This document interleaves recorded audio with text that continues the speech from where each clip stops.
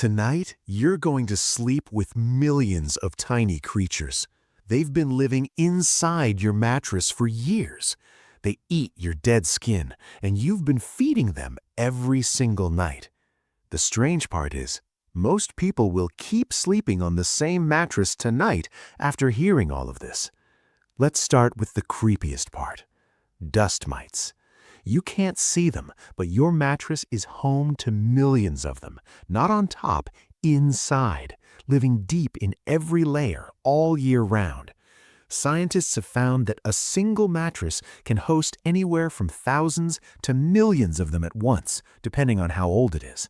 So what are they actually doing in there? Eating your dead skin. That's the whole deal. An average person sheds enough dead skin in 1 year to feed thousands of dust mites for months. You refill their food supply just by sleeping. But it gets worse. Dust mites don't actually bite you. That's a myth. So what's actually causing the itching, the sneezing, the stuffy nose some people wake up with? Their waste, not the mites themselves. A single dust mite produces around 20 waste droppings a day. Multiply that by millions of mites every single day for years, and you start to understand what's actually floating in the air above your bed while you sleep. You're breathing that in every single night without knowing it's happening. And it doesn't stop there. A huge number of people with unexplained morning allergies, the sneezing that seems to come from nowhere, the stuffy nose that clears up an hour after waking, are reacting to exactly this. Not pollen, not pets, their own mattress. Dust mite waste is one of the most common indoor allergy triggers in the world, and most people never once suspect it because the source is something they sleep on top of every night. Oddly enough, it gets stranger. Your pillow can double in weight over just a few years. So what exactly is adding all that extra weight? Not the filling. Skin, sweat, dust mite waste. Soaking in layer after layer, year after year.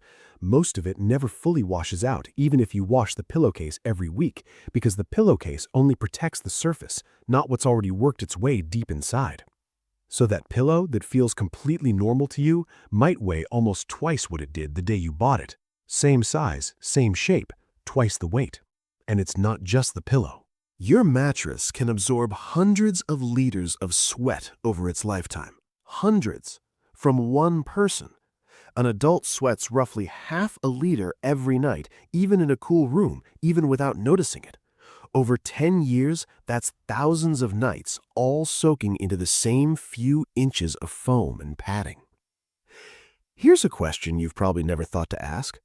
What would your mattress actually look like under a blacklight? Cleaning specialists who do this for a living say the results are hard to unsee. Stains invisible under normal light, sweat, skin oils, years of buildup, suddenly show up glowing across the entire surface in a pattern that traces exactly where you've slept for years. It's the same technique forensic investigators use to find evidence at a crime scene, except this one's just an ordinary Tuesday. But there's one more thing. Moisture doesn't just sit in your mattress, it moves. Every time you shift positions at night, every time you sit down, every time you press your weight into one spot, moisture that's soaked in months ago gets pushed deeper into the padding, into layers a vacuum can't even reach. Over enough years, the inside of a mattress can develop small pockets of mold and mildew, especially in more humid climates, quietly growing in a place that never sees light, never gets air, and never dries out completely. You'd never smell it from the outside. You'd never see it under the sheets. It just sits there, layer beneath layer, doing its own thing while you sleep directly on top of it. This is where everything changes. You'd think making your bed every morning is a good habit, tucking everything in tight, nice, neat. Actually, it might be working against you.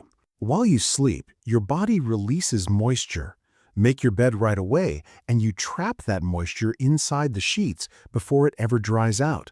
Moisture plus warmth is exactly what dust mites love most.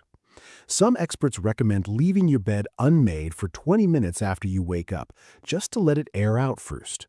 Something you were taught your whole life is basic tidiness might be helping the exact thing you're trying to avoid. It doesn't end there. Why did people used to hang mattresses outside decades ago? Sunlight kills a huge number of these microorganisms. Fresh air and direct sunlight do the job without any chemicals at all. Almost nobody does it anymore because dragging a mattress outside every few months just isn't practical for modern life. Now here's something that might make you glance over at the end of your bed. What about your pet? If your dog or cat sleeps with you, they're adding an entirely separate layer to everything we've just talked about. Pet dander, their own skin cells, even outdoor dirt they never fully shake off. All of it ends up exactly where you sleep. Studies on shared sleeping surfaces have found noticeably higher allergen levels in beds where pets regularly sleep compared to beds where they don't. And that's only part of the story.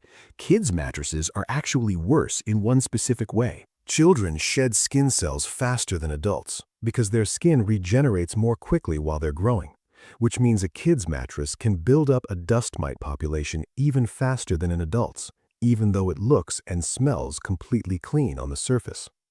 And most children's mattresses are replaced far less often than they should be, sometimes staying in the same bed from toddler years all the way through their teens.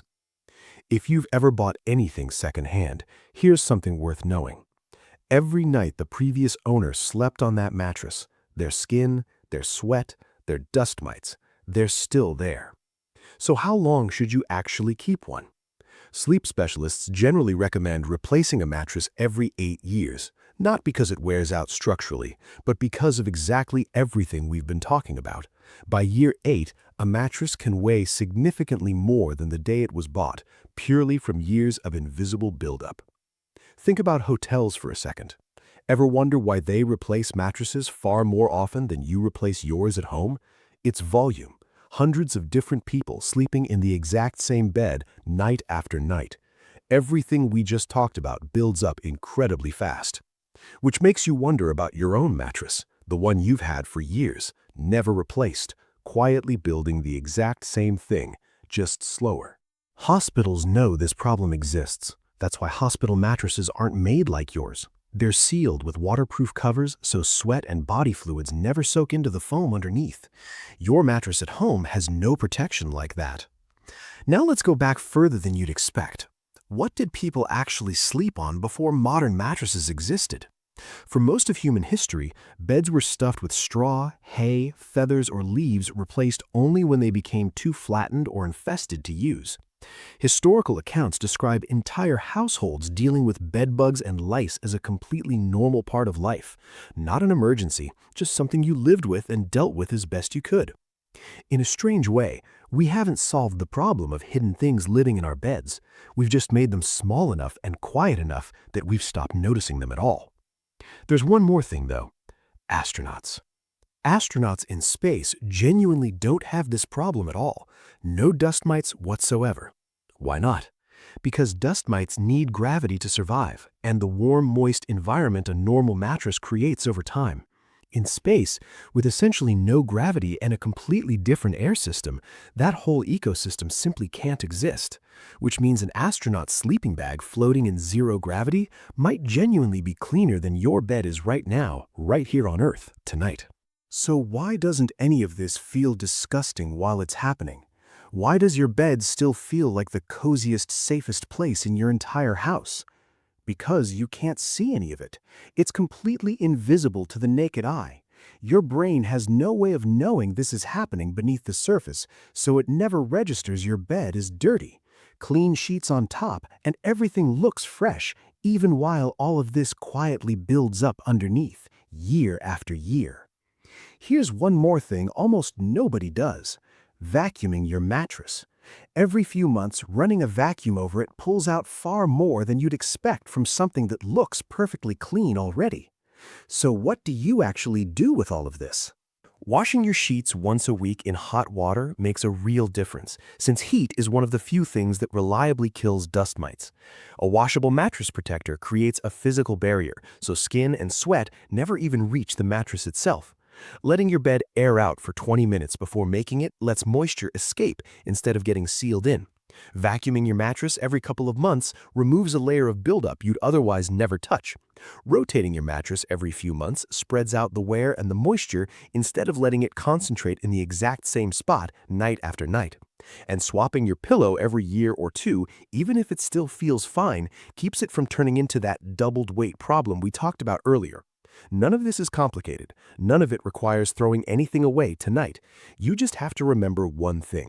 The cleanest looking place in your house might not actually be the cleanest, and by tomorrow morning, you'll probably forget they're even there.